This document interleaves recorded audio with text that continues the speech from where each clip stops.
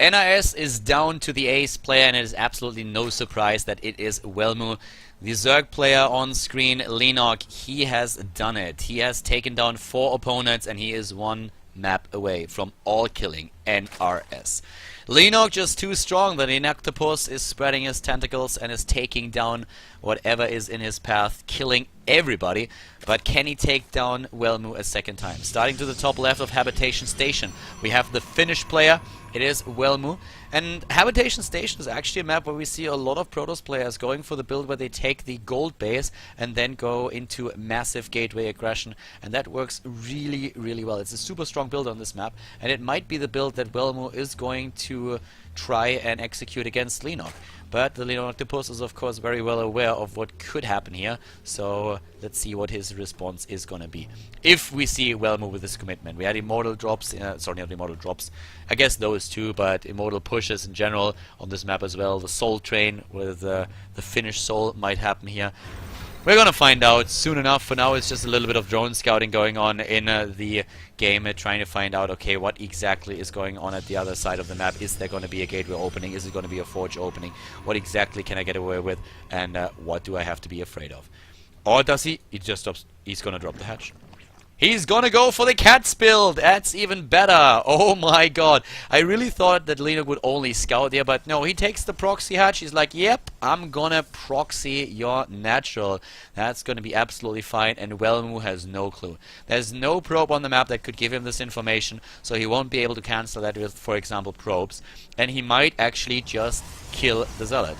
Well, no, he won't, because now the probe is moving down and the probe is gonna see... No, it's just gonna go in for the cybernetics core. It's not even moving out with it. Zealot has been started, but as we already said earlier, usually Protoss players really prefer to cancel the Zealot if it's not needed, and then they just go simply for the Stalker. It might be something that we're gonna see there. With the waypoint that we currently have for him, I highly doubt that he's gonna do that, and especially with the probe now moving out. But the Zealot will never be in a position where he can take down that hatch. So Welmu is looking at this and is like, oh my god, like, what's going on here?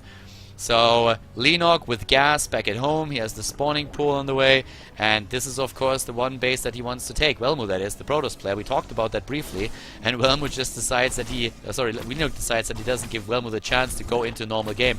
Queen is going to be started. We're going to see maybe even spine crawlers being built here. There's the Queen on the way already. And let's see, all the way back at home. We have the gas nearly done, the gas actually done, so they can get speed. Zerglings are already being produced. Waits for the rest of the lava right over here. 2 Zealots, that's what he currently has. No base taken. The Overlord's still in position to see everything that's going on here. Leenock also doesn't take another base back at home. The Zealots doing the best that they can, but they will have to deal with the Lings in just a few seconds. And this is a very dire situation, especially since the Lings could just run up that ramp immediately. We also could say a single creep tumor just ruining his day. There are the Lings already, starting on those Zealots, and, well, the hatch is gonna go down eventually. But he can start 2-4 more Zerglings here with ease. So far, a decent job. The rest of the Zerglings already streaming in. We do also not have the creep tumor started just yet. The hatch goes down. Here come those... Yeah, he's helping out immediately with the Broodlings, and the Zerglings cut off the path of retreat of the Zealots. A great move by Leenock. That was an absolutely amazing move, using the Broodlings against his opponent by blocking the pathway with the Zerglings. That was absolutely well done. Creep tumor already placed down. The Queen in the main base. There's a Queen in your main base 5 minutes into the game, and you know definitely that something went wrong. He's attacking the pylon already. Suddenly we have another Zealot dead and dying. The probes are being attacked here. Leenock, oh my god. The speed upgrade is gonna be... the speed upgrade is done. He has the speed upgrade. He's gonna get that pylon as well. He just has to stream a couple of Zerglings across the map. There was a bit of an attempted block, but here comes the hatch. And he is gonna get even more harvesters. It's 20 against 16. We have still the harvester lead for Welmu here, but oh my god, Leenock, here this guy is just crazy. The warp gate research isn't done. The warp gate research is not done. That's the biggest problem with the entire thing here, that he wasn't able to get that into the game.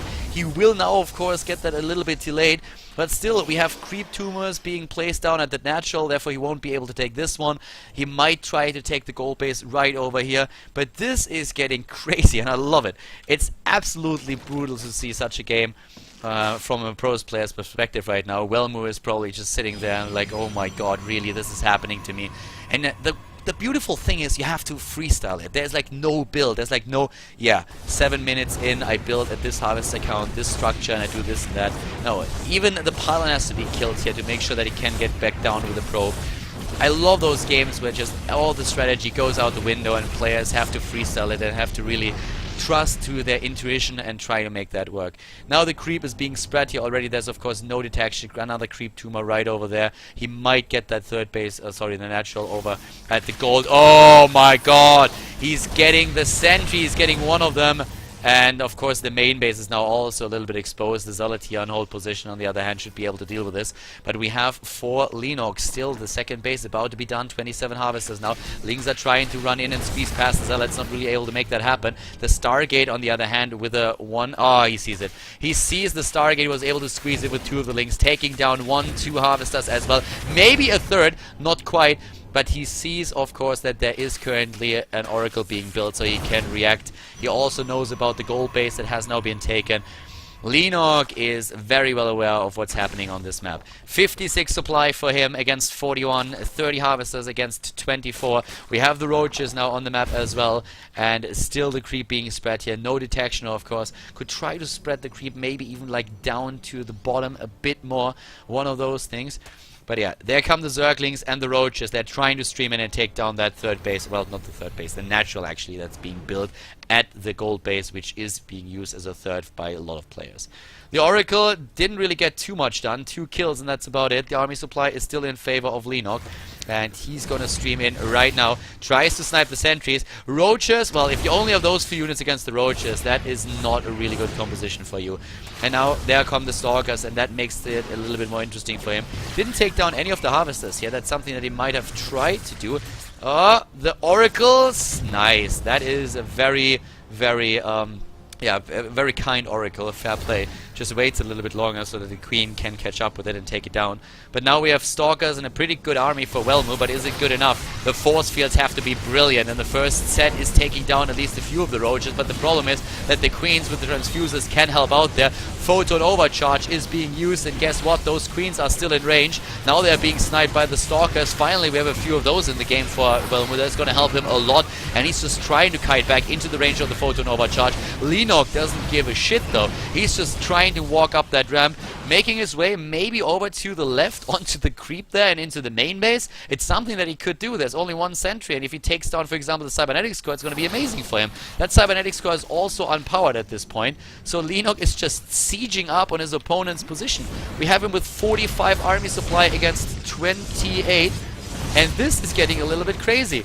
Over the other wall with only 1 single sentry, and now we have the units moving in. There is no photon overcharge left.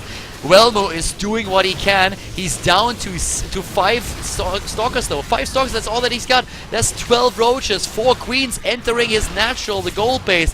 Leenock with such a play against his opponent. He's absolutely going ham. He's nearly doubling Welmu's supply right now. The Finnish player just doesn't stand a chance there. It's the GG. It's the all kill. Leenock gets an all kill for the Joey Flash Wolves against NRS, taking down Welmu twice. Absolutely amazing performance by Leenock today, and a great start for the Joey Flash Wolves into the ASA Team Story Cup Season 3.